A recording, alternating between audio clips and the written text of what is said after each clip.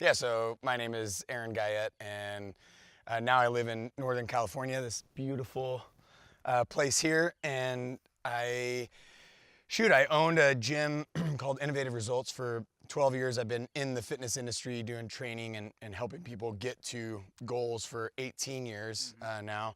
It's funny, so I had a business partner for a while with Innovative Results, and both him and I, like, he would say 12 years and I would say 10 years. He was like 2 years my senior, right, in the fitness industry. But we said it for like 4 or 5 years.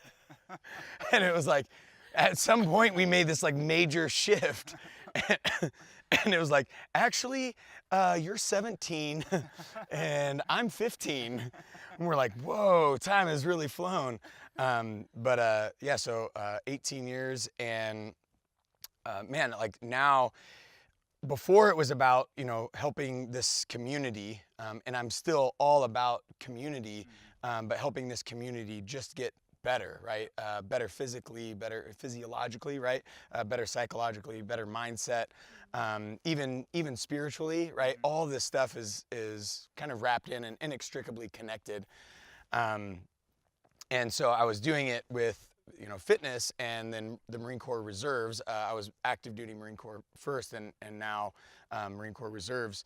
But now it's sort of shifted where the community is changed, and it's more like a community of individuals, coaches, trainers that are helping their localized communities, their regional communities, right? And helping them get better. And I've been afforded that opportunity through Battle Ropes education, through On It Academy. I wrote their 2-day and taught their 2-day Battle Rope certification.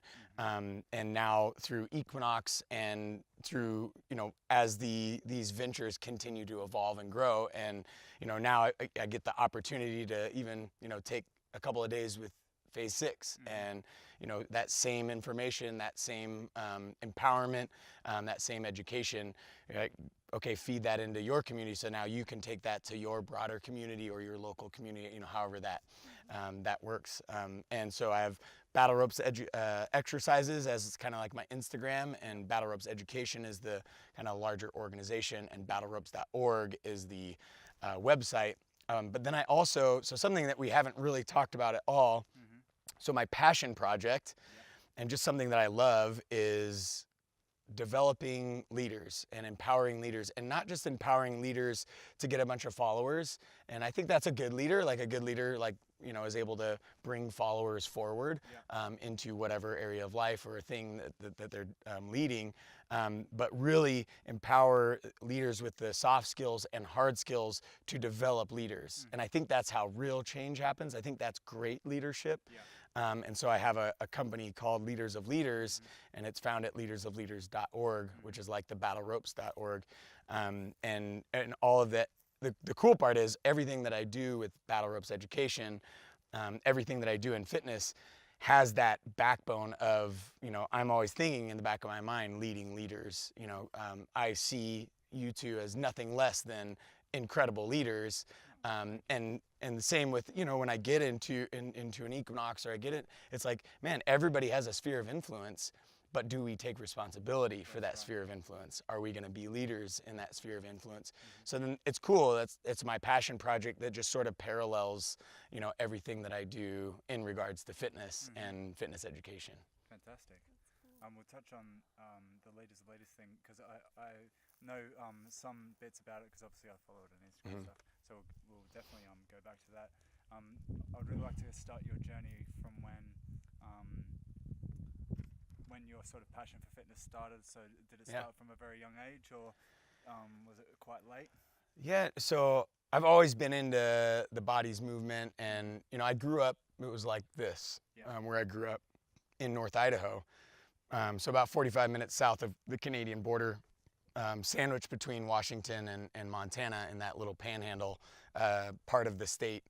And so being in the outdoors and also loving, being competitive and loving sports, you're doing all this moving and self-discovery, like from a body's perspective as well as like a mind-body connection. So from even the mindset perspective and understanding, like if you go backpacking and you go this far out, like you have to have enough wherewithal and willpower as well as physical ability to get back.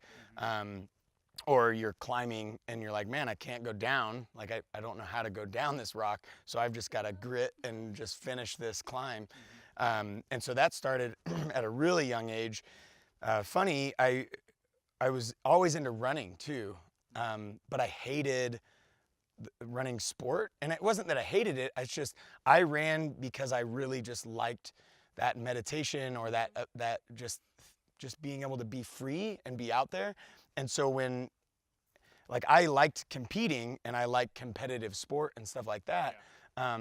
But with running, it was like, no, I don't want boundaries on this. Like, I want to be free to just express my body with, just moving from here to there and going as fast or as slow and whatever that I want to. So I'd been running since, like, kind of weirdly so, like running like you would train to run since I was like 8 or 9 years old. And my mom would even like try to punish me by like, okay, you need to run around the block 5 times. And then I'd run around the block 5 times, come back and be even worse, even more energized because I just ran all the time.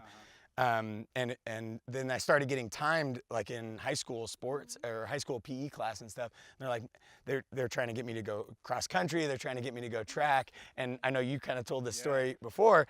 I was like, I don't want to do that. I don't want you guys, telling me how I need to do this. I just want to like do this on my own. And so that was kind of my first experience with like freedom and expressing movement just freely and not having to put a bunch of boundaries around it. But then I'm also about like putting some boundaries on it and quantifying it and so we can, make progress and stuff like that. And so I got into weightlifting in high school. And I was playing a lot of sports. So like football, soccer, hockey, that's pretty much it. Wrestling, that's a huge one, as well as like as far as expressing the body in a bunch of different ways, and especially all the variable expressions that come from counter expression with somebody else, So I had all of that as well. Then joined the Marine Corps, and then it was like a whole new model of like a rubber stamp even, right, of training and physical output and developing physical skill. But that was more about like running through the ringer and how much can you handle. And unfortunately, if your body can't handle a certain amount, or if your mind even can't handle a certain amount, then it's to your downfall in something like the Marine Corps. Thankfully I was able to handle it on a physical and a mental end. And it did make both stronger. But I have a bunch of friends that just they just got smashed and they handled it for their 4 years, but now they're just broken afterwards. So getting out of that, it was like, okay, there's gotta be a better way, And so then that's been my tireless search is like, okay, let's try to find a better way to approach this. And, each person, it's gonna be different. There's gonna be personalities that are going to gravitate more towards this way of moving or that way of moving and this style or that style or this tool and that tool. But just being able to know all of that and then constantly trying to discover all of these ways to move. And that's what kind of launched me headlong into the fitness industry shortly after the Marine Corps, after my stint with corporate America, and just realizing, this is going to bring in a big paycheck, but like at what cost? At the cost of my life, my whole life, really, right? Quality of life in all areas of my life, relationships, my physical body, and I was working out at the time, but I was also like creating like massive stress, as well as creating the stress of working out. And it's like, you and I all, we all know like that's not a recipe for success. We can't handle that much stress. Even if it's emotional stress, we still are going to experience that physically, and that's going to hurt our expression of stress to get a progressive overload, to get stronger, or to build more mobility or something like that. And your body suffers in the long run, which is, and you're sitting down all the time and all that kind of stuff, and exhausted from the emotional thing of it not being happy in a situation. Which I find really interesting. Did you find you lost your passion for training whilst you were in that much stress? Like, working in corporate and stuff? No, it was my escape.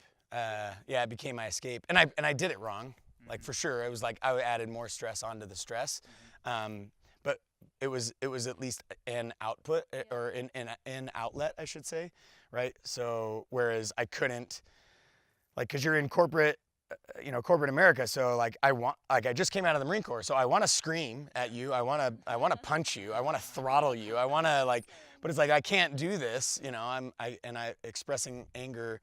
That's not professional, and it isn't. I mean, and it's not mature, right? And it's definitely not the way, most business I think should function. The Marine Corps kind of functions that way, but we're sort of a Spartan subculture. Yeah. And even that they try to clean up because it's like there's dangerous aspects to that as well, right? If you're just punching each other in the face all day, like, this could degrade mission effectiveness because, you can't go to, combat with a concussion. Yeah, absolutely. So it became my outlet. It was like, my frustration would go into my bench press, or my frustration would go into my squat, or my frustrations would go into, this physical outlet. And so I actually got really strong. I was like ridiculously like 220, 230, 240 during that time, like way too big. But it was because I was so frustrated and then I realized that, man, I also had the highest blood pressure at that time. Like my doctor was telling me I need to, whatever you're doing, stop doing that and do something better, like do something safer. And I didn't want to have that because you can't take away my outlet. No. So it probably saved me. Yeah.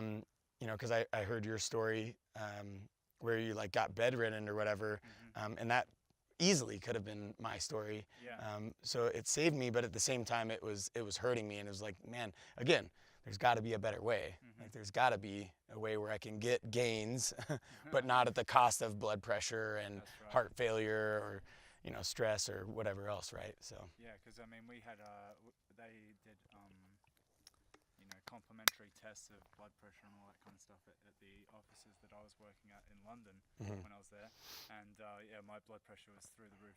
Oh yeah. Time. And you don't look it, right? No. So it's like, yeah, you look healthy. Yeah, right. Yeah. Well, not so much then. So But yeah. So the corporate. So you weren't happy in the corporate world, and then what led you what happened after the corporate decision to leave the corporate world? Switch. Yeah, so that was actually, I hit a bottom. This is like a pretty like vulnerable moment, and I don't you're not putting me in a position that I'm not like comfortable with or something. I'm totally comfortable talking about anything and everything.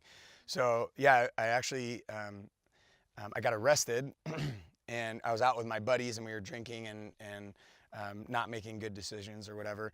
And I was defending my so ex-wife now, but wife at the time. I was defending her, but then again, I was like immature and wrong. This was another outlet for me, which is totally unhealthy. Probably another reason why I had high blood pressure and all these other things too, right? But yeah, so ended up going to jail, and it was this my bottom, and some people their bottom is a little bit deeper, their bottom's a little bit higher, whatever. But my bottom, and it was what I realized was. Man, I like these choices that I make inherently have consequences. If I keep making these choices, what is going to be my final kind of consequence? Like, am I going to end up in prison? Am I going to end up dead? Am I going to end up, and is this the life that I want? Yeah. Is this what I want to do with my life? Is this where I want to be? And so it just made me question everything. And it was like the perfect gift, which it's funny, like people are like, oh, I have no regrets, and I'm like, I don't know, like there's a lot of things that I regret, and I think regrets are okay. It's like it's how we learn, it's how we get better and make better decisions, hopefully we learn from them. And for me, it was like I would never wish that on myself, but I would definitely go back through it because that's what led me to thinking about like, what am I doing with my life? And so it was like, no, I don't want to be in these cubicles, and I don't want to like battle this political stuff to get to a higher level so I can be in charge of more people whose lives, suck. Like they complain about it every single day, and everybody is complaining about it. And not everybody does. Some people are tantalized by it, or it helps them, or it is a healthy position for them. But there were so many other people that were like, this sucks, but this is what I have to do in order to pay my bills. And I'm like, but really? Like, do I have to do this? Exactly. And so I started at the bottom rung at an LA Fitness, you know, making 1,000 cold calls to try to get one client. But you learn so much with hearing so many no's, and you learn so much about, you know, people, and you learn about sales, and all the while you're also learning about fitness and how to, you know, create a better program. And it was only like my tireless work ethic that I would bring into all areas of my life since, you know, I learned it from my parents, you know, so since I was a kid working on farms or working in our backyard or whatever. And just brought that in, and within 3 months I had a waiting list of clients. And then again, it was like, can we do this better? I think we can do this better. You know, so that was my thought. I was like, man, I think I could do this better than, you know, the company that I was working with. So I went off on my own, and then started from the ground up on my own, right? And went through, there's a whole different slew of struggles when you're by yourself. Absolutely. You don't have a club that's like feeding you all these leads or whatever. You got to deliver them yourself. So learned a ton through that. And that's when I created, obviously, Innovative Results. And then grew that to, you know, 200 plus clients and multiple trainers. And truth be told, we grew it to way bigger than that. It was like close to 500 at one point. And we had like 18 trainers in 12 locations, but then the bubble popped on the housing bill, and everything got cut in half, right? And then we went through, you know, there's legal stuff where you learn about employment law and independent contractor law, you know, and you learn all these other things. So yeah, you know, went through all of that, and you know, sort of the school of hard knocks. So now I'm in a position where it's like, man, let me give you a bunch of things that you can do now, so you don't have to go through like all these like learning points and failure points. But at the same time, like, everybody's gonna have to put work in, everybody's gonna have to, you know, focus, and everybody's gonna have to, there's parts of that narrative where, you know, nobody's gonna escape it. Time still exists, right? We don't get a zoom to the future. So we got to be present with what we have right now, and, you know, then we deliver the best of what we have in this moment, and, you know, hopefully that makes us a little bit better. But yeah, I was in that moment sitting in a jail cell where I'm like, is this really what I want for my life? Like, I don't know if this is, I think I made a wrong choice somewhere here. Like, this is not, I'm looking around at everybody that's in there. I'm like, I don't see me in that person. But you know, that's an important subject to touch on, because like for a lot of people, whether it be like they got bullied at school, they went to jail, and hit that like really low rock bottom, they would sort of take that on board, that nothing's ever going to get better. Yeah. And this is it, and this is where I have to stay. You know, like the people who got picked at school, they might feel like a victim for the rest of their life. Yeah. So it's an important mindset to have. Yeah. And you're the perfect example of that, where you've hit prison for some people is the worst of the worst. Well, I would imagine every person going to prison is a scary thought, and it would probably be the worst situation you could ever imagine. But you're the perfect example of believing that you deserve better personally, and you need to do better, and taking the responsibility yourself, rather than going, oh, this happened because of this or anything like that. Well, and so the latter, right, of what you just said tends to be the norm, right? It's Absolutely. Like, oh, I'll just blame you. I'll take all the power out of my hands by putting it on you, and it's your fault. Oh, it's this situation's fault. It's this environment's fault. Yeah. And so it's like, I mean, you have some responsibility in that. Yeah, sometimes bad things do happen to us, you know, and then it's like, how do we choose to respond to that? Right. How do we choose to react to that? But the general rule is, you know, people tend to they don't want to take responsibility, and then what happens? Then they don't change. That's right. They just run the same cyclical, crappy life over and over again. Groundhog's Day, just over and over and over. And that's not an Australian saying, right? Groundhog's Day. Oh, it is. Because of Bill Murray. Okay, cool. Oh my God, was that too much America right there? Too much America. Bill Murray's all over the place in Australia. and Nice. London, Yeah, I love for Bill sure. Murray. Yeah, so, and they run this Groundhog's Day, but then in steps, like that's what I love about talking with and educating coaches and trainers and gym owners and stuff is like we believe in the exception to the rule. Right. Like we believe that people can make a decision and then make a change. And really it's not one decision, you know, it's not me sitting in jail making one decision. Yeah. It was me sitting in jail realizing, making a decision and then making 1,000 other decisions, you know, that next week. Yeah. And then another 1,000 decisions the following week and then doing that again and again. But these 1,000 decisions, it's not, I'm not just zombieing my way through life anymore, just kind of, you know, going with the flow and whatever happens, happens. It's like, no, I'm going to, if I have the opportunity to, I'm going to give my best. I'm going to make a decision to like do better, you know, like be a different person because I don't agree with this person that I am, you know. So did you have like doubts every now and like were you doubting yourself if you could do it after this decision was made? Oh, absolutely. Yeah. And then you fail, and then you think like, oh, I just totally spent all this effort and nothing happened. Like I just went back to the same. I'm in the same spot as I was, and usually that's not the scenario, but that's the inner dialogue that we tell ourselves, or I told myself. I'm like, man, I just made, you know, 1,000 decisions for 52 weeks for a whole year, you know, so like 52,000 decisions. And I'm back at square one again. Yeah. Like how frustrating is that? How stupid is this? Like what is the point? You know, people are like, so I have this this morning routine that I do, and it's fairly extensive or whatever. People are like, oh, tell me what your morning routine is. And I know the reason why they're asking me. The reason why they're asking me is because they want the one thing, the pill that's gonna change everything, right? So, oh, tell me what you do. But then I rattle off a 2-hour-long process. Yeah. And they're like, whoa, like, I don't think I can do that. I was like, no, you probably can't do that today. Yeah. But you make one decision. How about just do one thing? How about focus on your breath for a minute, you know, when you wake up? Then do everything else normal, you know, and we talked about this with nutrition, right? And then once that's a habit, once that's, you know, that's the norm now, okay, add 2 minutes or add whatever, or add a positive neuroplasticity training, or add a, you know, prayer, or add, you know, whatever it is that, you know, your morning routine would look like if it was perfect in the future 10 years from now or whatever. You're going to work to that. And you know, the whole point is like usually we can't do something like, whoa, everything changed, you know, right now, right then.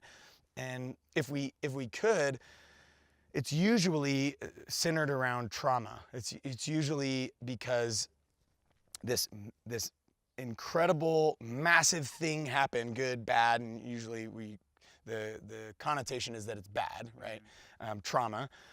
And then we have post-traumatic stress disorder, or we can have, and I like to shine the light on, like, yeah, we could have this, or we could have post-traumatic growth. You could actually grow from this. And this is when your growth is going to accelerate. But that's not the norm. That's like the rare exception. That's the anomaly, the one-off, right? Where and the thing is, like, because nobody wants a traumatic moment. Like trauma is like trauma. That's not good. Yeah. Like even if it's positive trauma, it's not good. Like people that win the lottery, they get broke like a couple of years later, right? This is like studied. This is known. Why? This trauma that happened, they can't handle it. So they didn't have post-traumatic growth.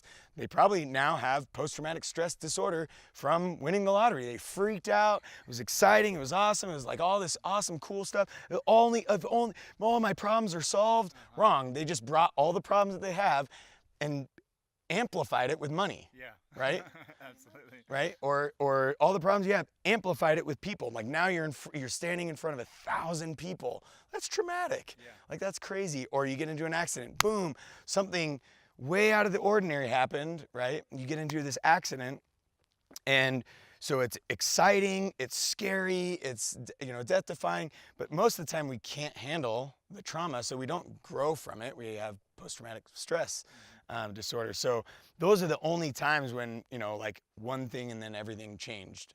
For me, like I had a couple moments in my life, like sitting in jail was one of them, being in combat, a couple of scenarios was a couple of others, right? Being in the Marine Corps, there was a couple moments of trauma, whatever. And then even when I was a young kid, like I had sexual abuse, and like that's traumatic.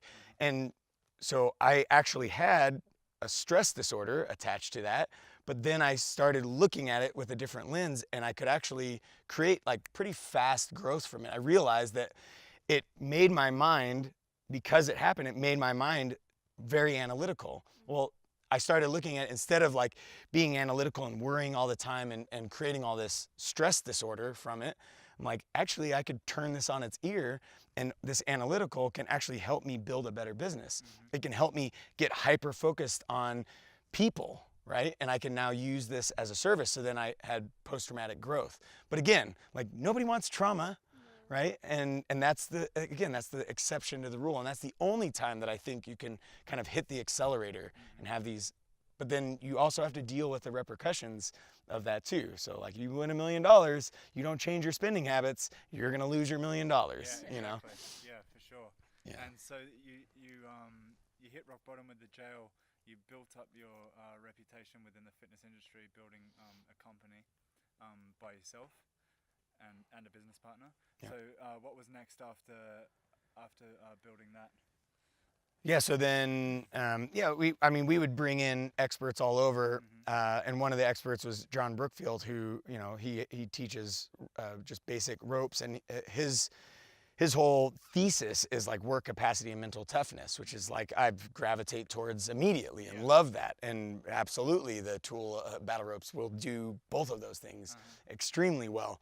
But then for me, like I observed that, well, man, if I can't quantify that though, right? That's kind of an intangible. Like, I mean, it's tangible in that I need to get you tired and then make you do more, right? When you're tired, so that you realize that you can do more, right?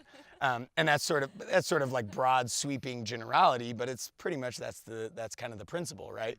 But I can't. That doesn't mean that I can train a specific movement for the power metabolic pathway, alactic or phosphagen metabolic pathway. I can't, or movements or the whole biochemistry. I can't do that because I can't quantify ropes. So then I went on this journey, that analytical side, like went on this journey of like observing and researching so I could quantify. And then once I was able to quantify, I'm like, man, I've got something here. Like there is a system here. And very shortly thereafter, as luck would have it, and I don't believe in luck, but if you do, then cool, it was luck. But like totally, I see it as like God's blessing. Like boom, He put this in front of me, and like before John Wolfe, there was Mark DeGrasse, but I was talking with Onnit Academy because I was contributing to My Mad Methods, which was the magazine that Onnit bought and then turned into Onnit Academy, right? And then from that, Mark DeGrasse kind of went a separate way, and then John Wolfe took over. But I had been talking with him enough where John gave me a call, and he's like, "Hey, how would you like to write the 2-day cert for battle ropes?" And I still owned Innovative Results at the time. And then teach the 2-day cert. It's only going to be, this many hours, this much, this whole thing. And I'm like, dude, that sounds awesome, but let me call John Brookfield and find out. So I called John Brookfield, and he was like, yeah, that's awesome. Just let me know if you want any help, if you need any help at all.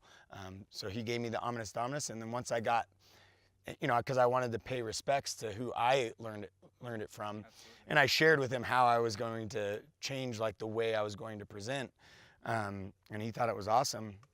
And so then, I was off to the races, then taught for Onnit Academy, wrote their 2-day, taught for Onnit Academy, then got offered a position to teach for Equinox. And then we were already planning to sell Innovative Results by this point. And so then started the process of selling innovative results. Then my grandfather got sick with cancer, and we found this epic place, which the price dropped because every time somebody would drive up, it was all burnt down at that time. So they were all freaked out because of California fires or whatever. For me, I'm like, that's a free fire break. You know, this is great. And you know, nature will grow back. Like this is gonna happen. Like this is a surety. You know. So yeah, so we came up here. I got to be with my grandfather, you know, as he passed, and then I turned up the volume on battle ropes education and just really focusing on educating. And so I educated like little boutique gyms. I educated smaller chain gyms, larger chain gyms, and then you know kept educating for Equinox, kept educating for Onnit Academy, and so that sort of the rest is history at that point, right? Like now we're where we met on Instagram, right? Year plus ago, right? When you were in London and you were looking to make some changes and do some stuff with the unconventional. And that's about the time, right? So I was probably, at that point, I might have still been in Southern California, but then shortly thereafter moved up here. Yeah, great. And it's important to touch on that too, because that's sort of the message we want to get across, because you know, you hear a lot of negativity about social media and well, media in general.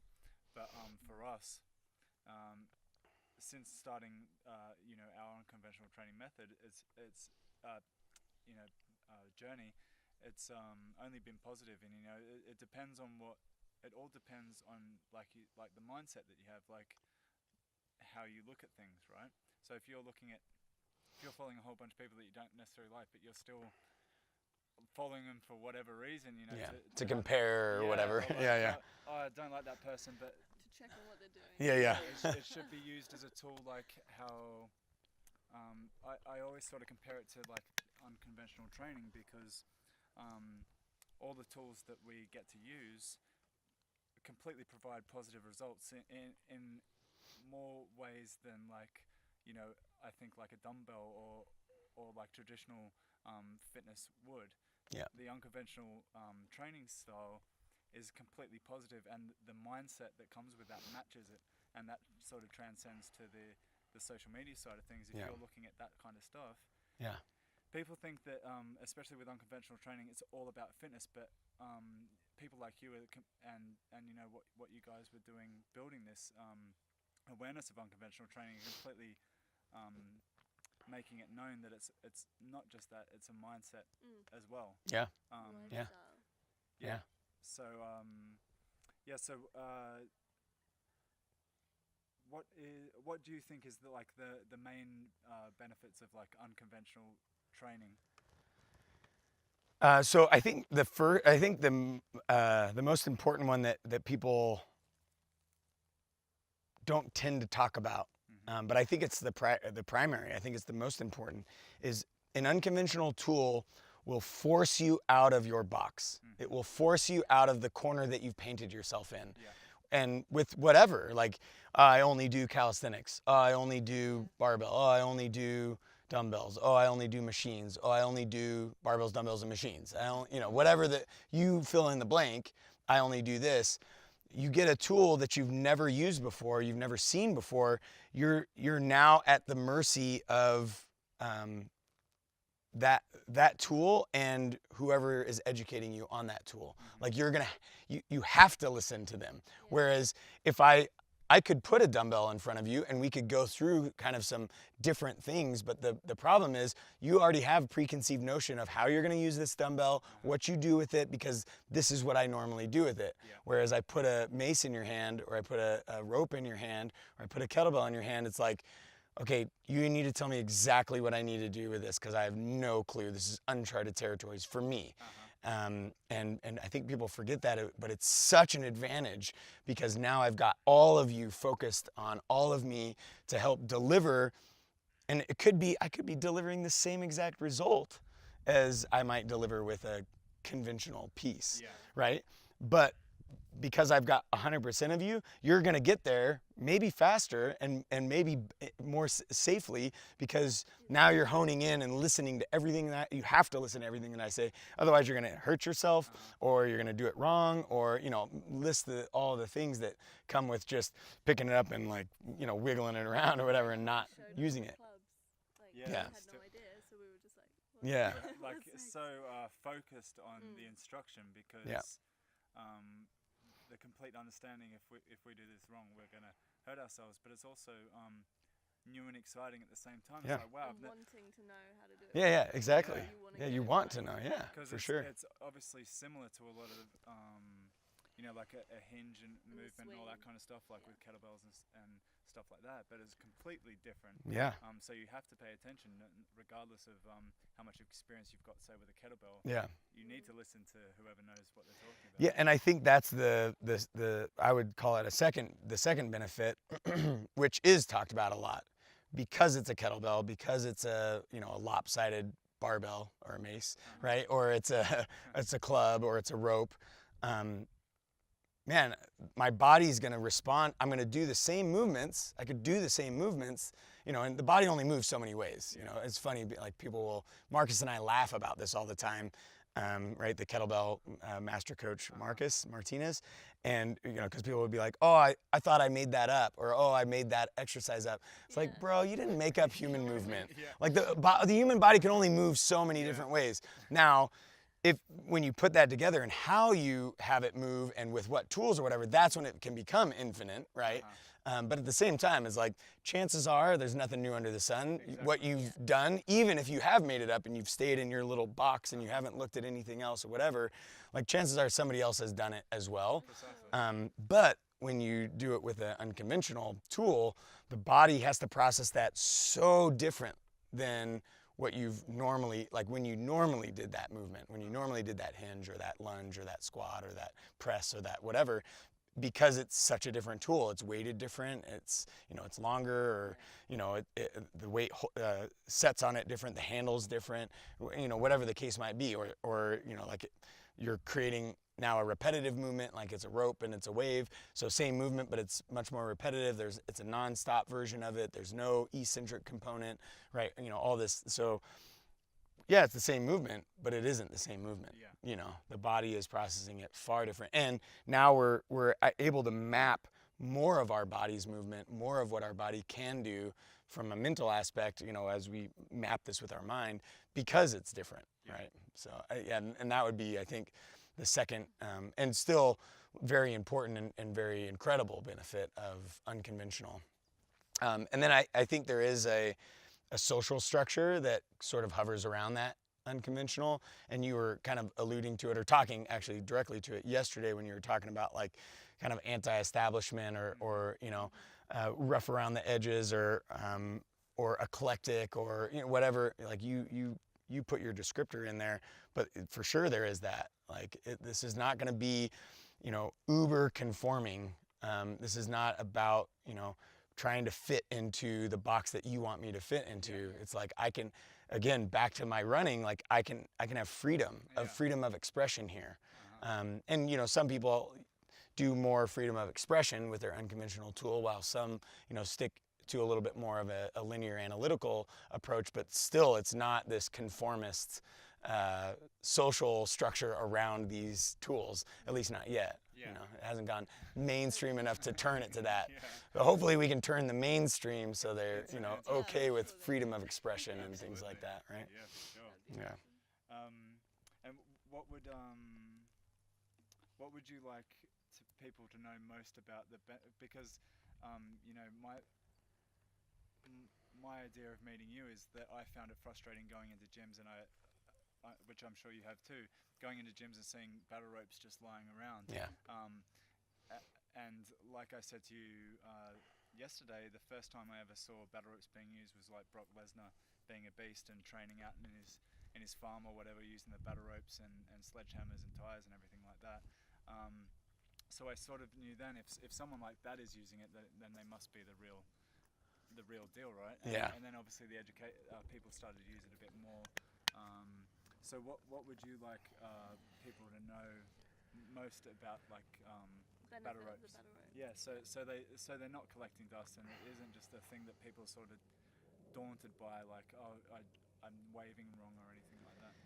Yeah, it's hard to. It's hard, like I'm about establishing values and then prioritizing those values. I think that's important. I think that our culture can tend to lose that sometimes. I think we regain it when we realize, oh, it's kind of necessary to maybe have some value, some structure to the way that I'm going to process stuff and live life so that I don't, hurt people and things like that. But it's hard for me to prioritize, which one is most important, like the kind of the most important benefits of the rope. So I'll kind of go through a couple, but the first one is you're probably not going to be able to just pick up the rope and immediately understand the concept, because it's a fluid tool that is not bound in gravity. And every single other tool that we use is a hard tool that's bound in gravity. So you're literally having to jump to a new paradigm of thought when it comes to training and fitness to be able to use it. And so then people jump to the tool and bring their baggage of their old ways into this new thing, and it just can't coexist. It's not going to work. You're going to do things like create way too much tension from you to the anchor because you've always had to feel resistance in order to gain sort of some sort of adaptation. Whereas this, it doesn't work that way. You need the lack of resistance. You need freedom of movement, so you can create resistance, and then the resistance comes with the wave. It doesn't come because you've created tension between yourself and the anchor. So that would be the first thing. Like, you're not probably going to be able to change the paradigm on your own. You're probably going to want to find a Sherpa, a guide, somebody that's going to be able to help you see some of these paradigm shifts. So then you can get way deeper into the tool and use it way, way better than just following the same thing that you've seen on Instagram 1,000 times or YouTube 1,000 times, which is like alternating waves, way too tight of rope, butt sticking out, grip too tight. And then, if you want to get more likes, you put it on slow-mo, and then you go back to regular speed, and then there you go, right? And I'm not saying that that's wrong, and that's a way to use it for sure.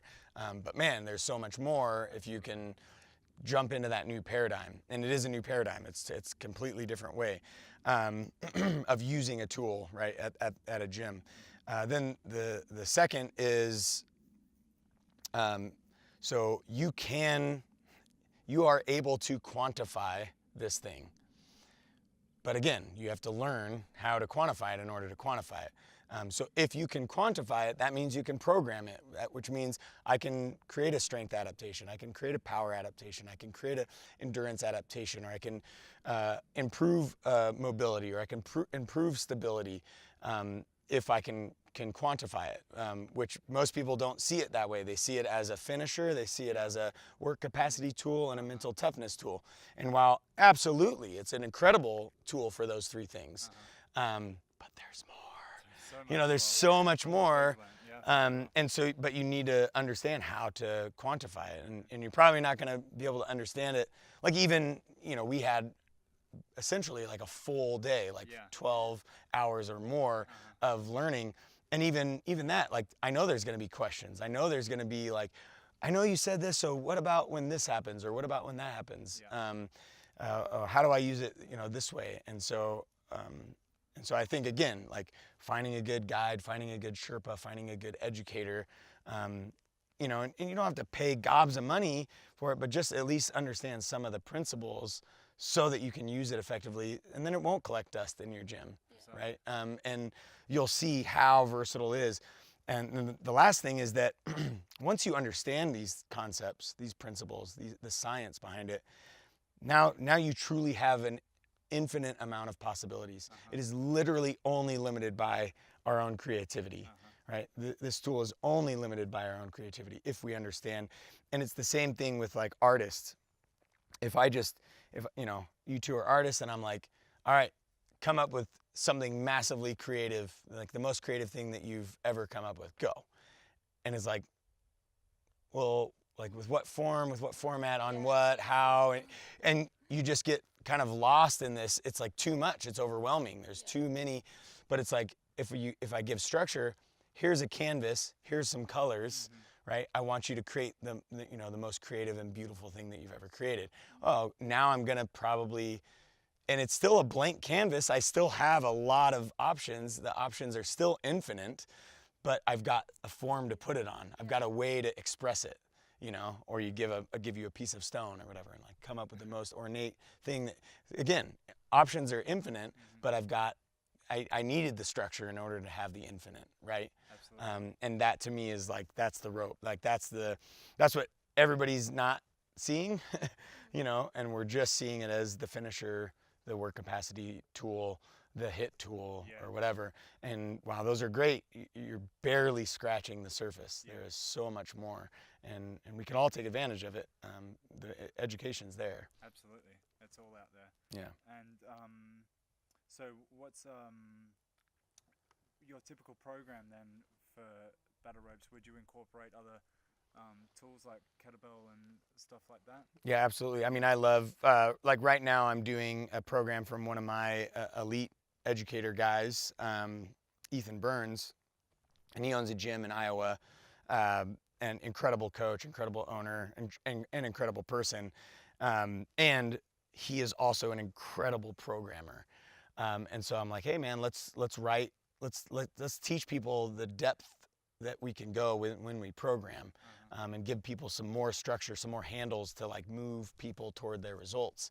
And so he has this really good idea, because his issue is he's tended to be more barbell centric in his past, but now he's going into this unconventional world and he loves it, and he sees the benefit and the versatility and the infinite options. But he can't get buy-in from his people, because he can't just, again, have that paradigm shift where they just, like, oh, I'm going to forget all these beliefs that I had and create these new beliefs, or forget all these values that I had and take them off the priority and put these up. And humanity doesn't tend to work that way. So he created this program where it's the primary focus is his old school methodologies with barbell and things like that, and the basic like bench or squat or a hinge or whatever, or pull. But then all the supplementary stuff, everything that helps improve that primary lift, is all unconventional, right? And so doing this program, I love it, because it shows this is the spectrum that we can span, with the unconventional. We can mix conventional with unconventional.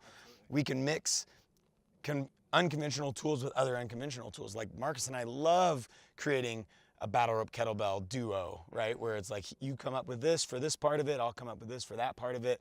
And then we create this whole program where it's like, talking tools, this tool talks, and then this tool talks, and then this tool talks, and this tool talks.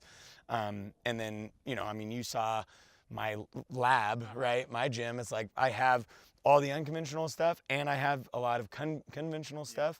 And it's like, I love mixing it up. Like, I can come up with a whole program that's just battle ropes, but I love even more.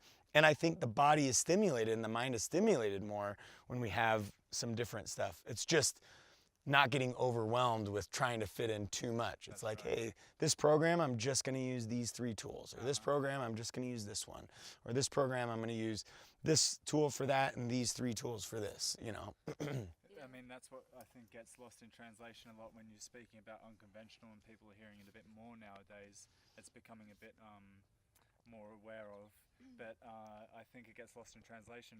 People who promote unconventional training methods and all that kind of stuff, and not saying do not train with the tools that are tried and tested, because they do work. Yeah. But why don't you try this as well, to bridge these gaps, like in between, or even like to help you perform better and stuff like that. And I don't think people really people seem to think that it's like one or the other, which is not the case. I think it's important to show that you do other things as well. Yeah. Us, we get a lot of questions like, oh, is kettlebells the only thing you do? Just because we post mainly kettlebells. Like, yeah, duh, because it's the best. Kettlebells for life. You're stupid if you do anything else. You want to be a master of all trades. You don't want to just have this one thing. Yeah. And then someone shows you something and you're like, I don't want to do that. Yeah, precisely. Yeah. Try everything. So that leads on to like obviously it's not just about training either. You're also like very well educated in nutrition too. Yeah.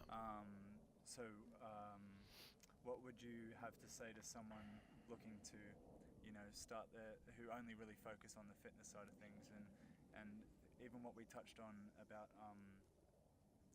eating diets and all that kind of stuff? Yep, There's yep. a lot of information out there that people there's a lot of conflicting information. Oh yeah. So Oh, yeah. one person might like the idea of a certain diet and stick to that, but it might not necessarily be the right Good choice. for them, Yeah, and sometimes, like, I don't think people have to get a PhD in research to extrapolate, correct findings and incorrect findings. I think it could be more simple than that, and so but the thing is, people will make it simple by going only into one camp, right? It's like, oh, I'm only gonna be vegan, or I'm only gonna be, and like if you're making the vegan decision because it's a moral decision or something like, or a lifestyle, or a maybe a family decision or belief system decision, then cool. Like then absolutely, then you're gonna have to figure out your way of eating vegan for you that's gonna work. But if you're just looking for the right diet, I don't think it's found by going into the these very very specific camps, right? And they're all shouting in that camp like, this is the only way. Like, keto is the only way. You're stupid if you. And it's the same with the unconventional tool, right? It's kind of where that came from. For me, like, I am such the most middle of the road basic eater. It's like I have 3 square meals a day. They have a combination of all 3 of my macros. They meet my basic caloric need, but that can fluctuate up and down based off of activity or whatever. And I don't minutely measure it. I don't have to anymore because I've done it for so long, and I did measure it before. But now I know, like, you get the idea. yeah, like I feel satiated. Yeah. This is true satiation, not fake or whatever. And so I'm not going to just continue to obsessively eat. But for people that are just getting into it, like, I think the path it's the same path as the habits that we were talking about earlier. Unless there's some trauma where you're gonna just leap time and be able to handle all the things that come with that and then grow from it, which is, again, you're the super one-off anomaly. If that happens, chances are you're gonna fall and scrape yourself pretty bad if there is trauma. So it's like, you gotta change it. I gotta make 1,000 decisions, but hey, let's make it easy. I just want you to make this one decision, right? When this decision time comes up, when this choice comes up, you just got to make this one decision, and you got to do it consistently for a month, right? Or 2. And you were talking about 4, and I'm like 4 is a lot, But for what it's like, man, I could tell you the 1,000 things that you need to fix, because there's 1,000 of them that are screwed up. And I'm not going to lead you into one camp. I'm just going to lead you into better eating, right? Just like completely holistic, better eating. And I know you guys had holistic habits, right? And it's like, that's the thing. It's like, I need to build a habit before I can give you another habit to build, right? If I don't build this habit and I give you something else, then you're going to lose that habit, and then all your willpower is going to go on to the next habit, and you didn't even gain that habit. So we got to build this, from the ground up. And so I think the tortoise and the hare is like the perfect story. And so I heard it when I was actually looking to fix my finances. This financial guru or whatever talked about a financial guru that he went to go, learn from. And he goes, I just want you to, he's like, spent the whole day with him or whatever, and then, or spent the meeting with him or whatever. And then at the end of the meeting, he goes, hey, what's your one piece of advice that you would give me, to really build wealth? And he's like, I want you to go out and buy Aesop's Fables, The Tortoise and the Hare, and I want you to read it. Continue to read it over and over and over again. And his reaction was probably much like mine. I was like, the tortoise and that, like, everybody knows that. Like, this is dumb. That's stupid. Well, so he starts reading it again and again and again and again. And it took like days, maybe even weeks, for him to go, man, every single time I read the story, the hare never wins.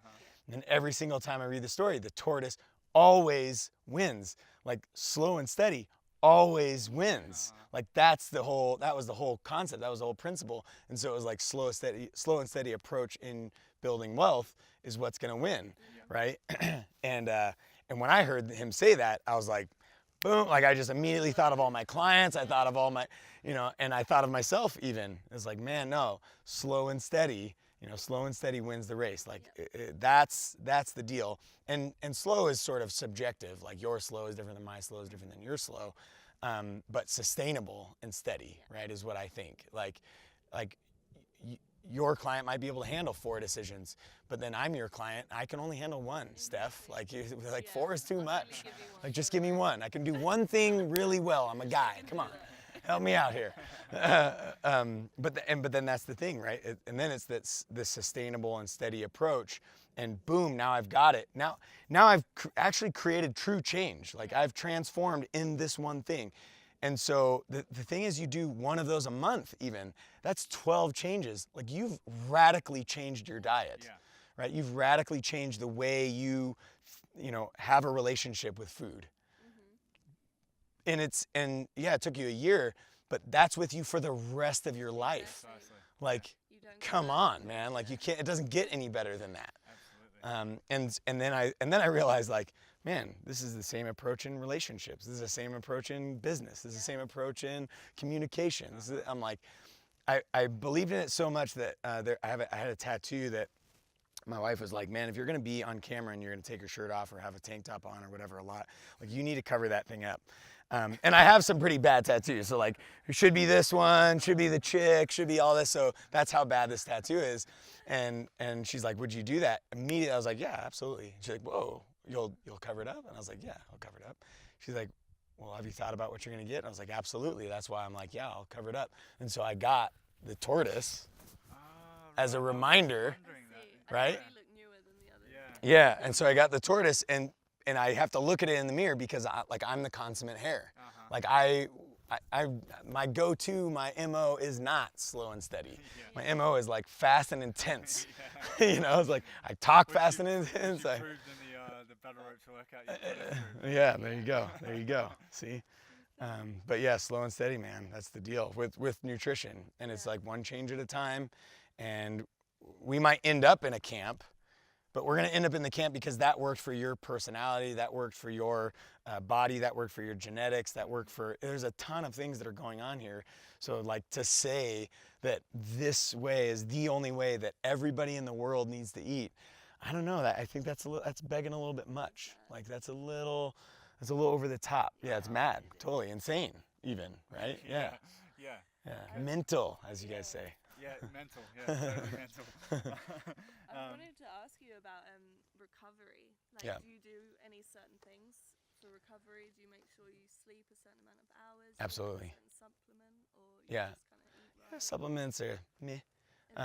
So I look at supplement like, if I have a supercharged car or whatever, and then I throw that alcohol in, right? Like the high level gasoline that I was putting in it and all the maintenance and all that stuff, that's really what is making this car. But I'm gonna get like this much more. I'm gonna get an edge. That's that little alcohol dose, right? That's that little supercharged, right? Or turbo, bringing in a little bit more oxygen, getting that oxygen rich engine going. That to me is because it's you're supplementing, right, what you might have missed, or you're supplementing. It's an add-on to make some sort of improvement. So I absolutely supplement. Sometimes I don't at all, and then sometimes I do. So like right now, I supplement with creatine, which is just a basic amino acid that we already produce, but I'm just upping it a little bit so that my recovery process and my longevity in my workouts when I'm going like hard and heavy, it just extends it like just a bit, which helps with adaptations. Glutamine, same thing, right? Amino acid. And then I do like a basic multi, but it's funny, I do like a chewable multi because I'll do like a powder form or something like that because it's better absorb, at least have a chance of absorbing it better and less of a chance of, just having expensive pee. Plus like gummies taste so good. Like, So why not? You know, like yeah. Just put a little extra sugar in there. I love sugar.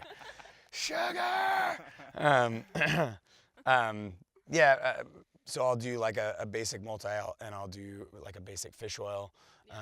You know, again for the same thing. It's like I'm just trying to. If I missed it in my diet, I want to pick it up. Yeah. Just in case you. And the thing is, if my body already has it, you know, all of these, most of these are water soluble, so I'm just gonna piss it out. So then it's expensive pee, but that's fine because if I missed it in my diet, yeah, better than being too low. But then you got, I mean, from a nutrition standpoint, I'm always like, you got to watch out. Like more isn't better though. Like you can't just take a ton of vitamin C or take a ton of vitamin A or something like that. Like the body usually can't process it like at that dosage. So even like the creatine and the glutamine, I take at half the dose than normal, right? And the thing is, if you take it at the full dose, even if you take it at half the dose in the beginning, and a lot of times they tell you to load it up at the beginning or whatever, like even if you take it at half the dose at the beginning, the body's not used to it. Like you'll feel bloated and shitty, and there's water retention because the body's like, dude, I'm not used to this, right? So I did half, and I was like, I felt kind of a little bit bloaty, and I was like, man, if I feel this into the third week, I'm just gonna lop it off and be done with it because it's not my body's not responding the way it's supposed to. Like even if it is helping me in my lifts, it's making me feel like crap, and that's not the point of this, right? But then by the third week, I was feeling great and fine, and so I just do like a little low dose, and again that little supplement. So yeah, absolutely. But recovery, I think where we win the most is bringing up the autonomic nervous system, right? Getting away from the somatic, like we're. With social media, with workouts, with work, with people, with the interconnectedness of society, with hearing the negative narrative on the news all the time, like we don't need to, bolster our somatic, our freeze, fight, and flight, like nervous system at all. Like that's there. Like stress is there. We can bite into it anytime we want. But if we can drive up that, autonomic nervous system, drive up that rest and digest, and so daily meditation. Even when I work out, like I focus a lot on breathing. If I run and I'm not running to try to build an aerobic capacity, I'm just running to help stimulate recovery. It's a low, slow run or a low, slow cardio, vascular type exercise. And I just focus on my breath and really try to get into that like zone where I'm like everything's coming down and I'm relaxed. Everything works better with. Absolutely. And well, because I've spent, I think I've been saying 12 years for the last like 4 years. So maybe it's 16 years. I'm not really sure, but I'll say 12. It'll make me feel young. 7 years ago. I feel so young. But for 12 years, I've been practicing meditation, and you're trying to do it daily and not always getting it, but still it's that 1,000 decisions a day, right?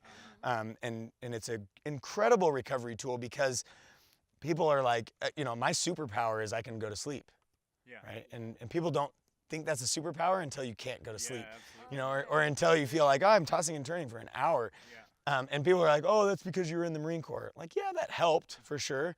And also the way I was raised or whatever, raised in a big family, super loud. And so being able to fall asleep even when there's stuff going on.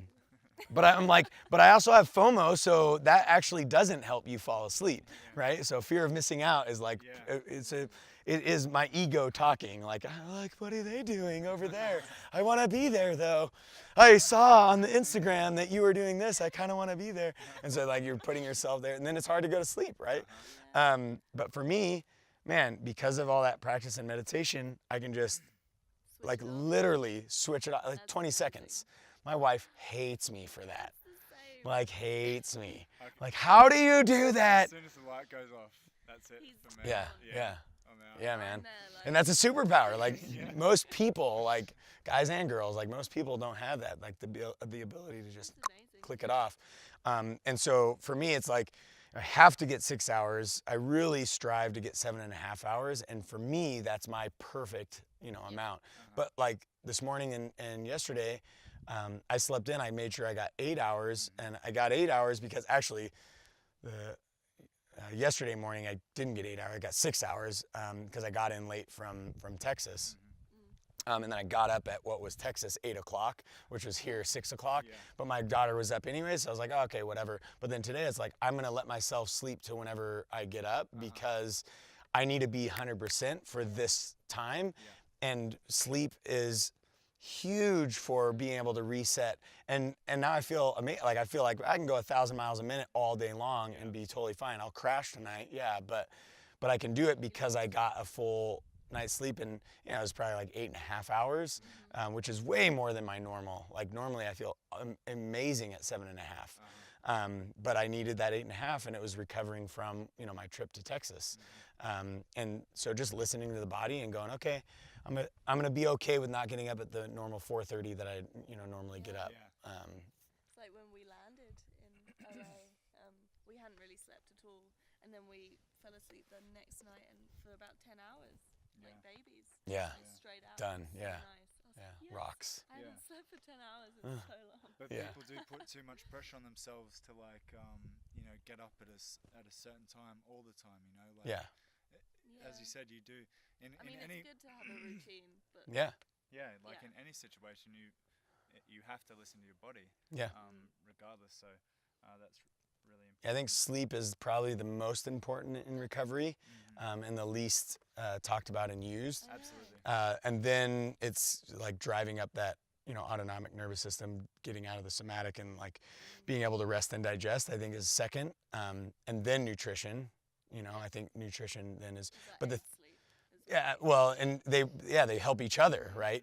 Like I need good nutrition, and so then when I go to sleep, then I have the right, micronutrients, macronutrients doing their job to create the adaptations that I'm, tried to adjust for or create.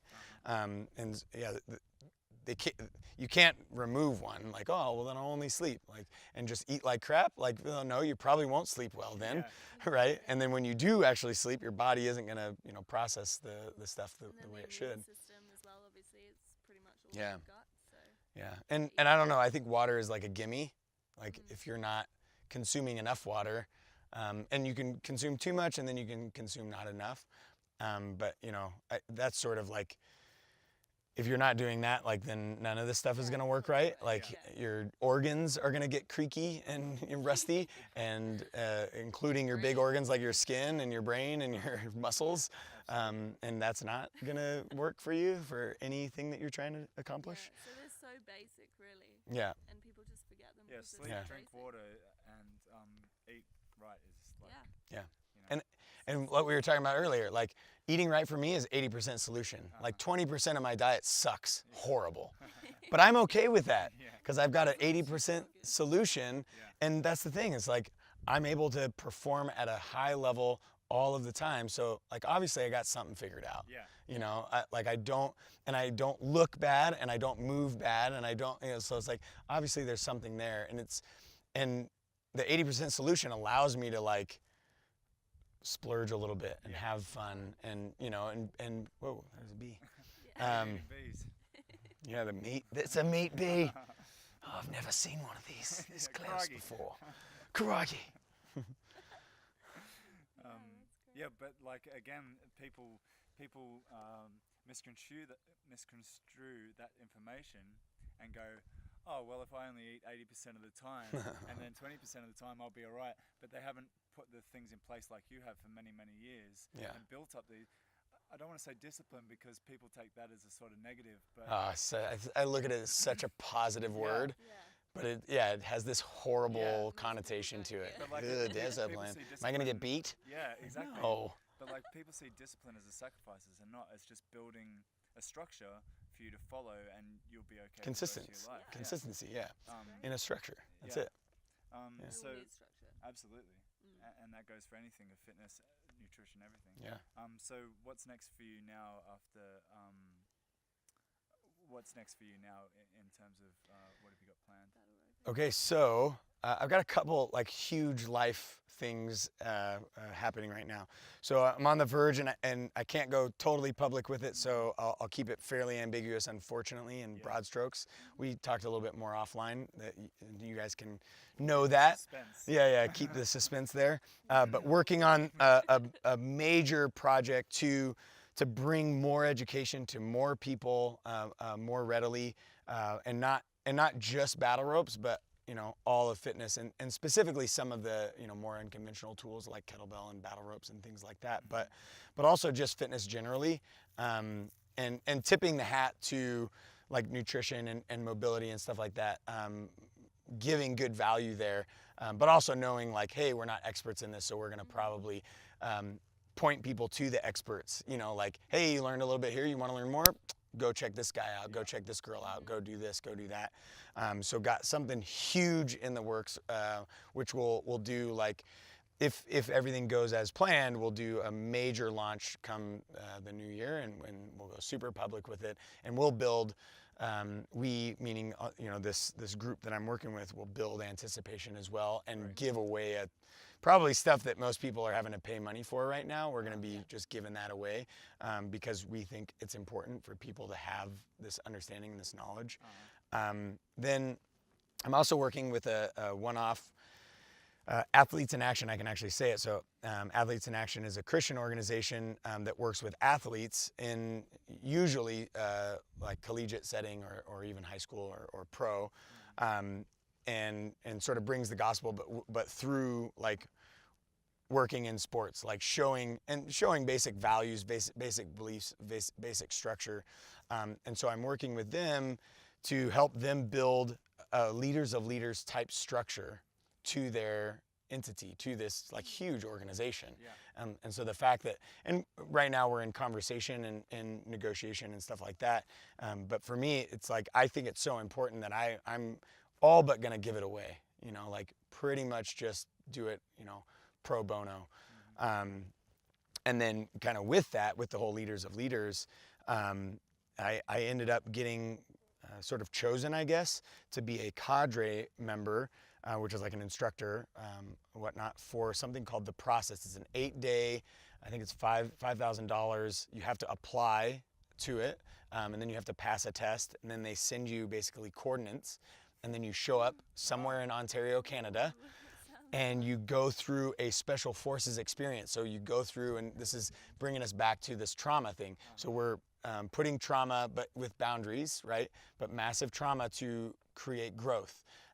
And before even creating growth, though, if PTG doesn't happen, post-traumatic growth doesn't happen, then at least what you're going to get out of it is a complete and in-depth panel of how your mind works and what your behaviors are and who you are psychologically, spiritually, physically, because we're going to bring you to the end of all of those things. And everybody's watching, and everybody's going to be sort of analyzing this group. We've even hired a psychiatrist, psychologist, and like spiritual specialists in other beliefs and areas to, hey, I'm going to give here's my, like, this is what I believe the processes that you're going through. So then you get a look at this huge panel of who you are psychologically and really get to know the deep inner you.